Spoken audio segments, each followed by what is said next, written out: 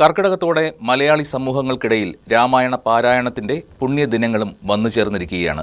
ഭവനങ്ങളിലും ക്ഷേത്രങ്ങളിലുമെല്ലാം ഇനിയുള്ള ഒരു മാസം രാമായണ പാരായണത്തിൻ്റെ ദിനരാത്രങ്ങളാണ്.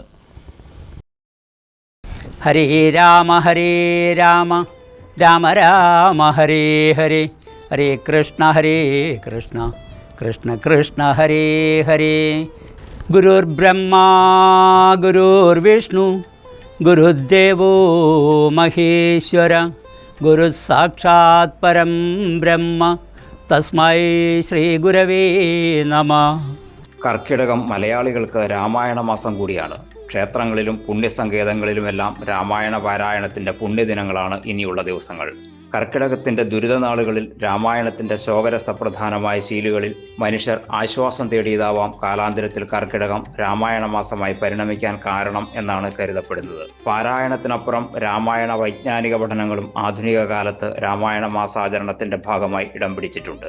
എന്നിരിക്കലും അർത്ഥം തേടുക എന്നതിനേക്കാൾ ആശ്വാസവും ആത്മീയ സ്വച്ഛതയും നേടുക എന്നതാണ് രാമായണ മാസാചരണത്തിൻ്റെ പൊരുൾ. News desk KCV news.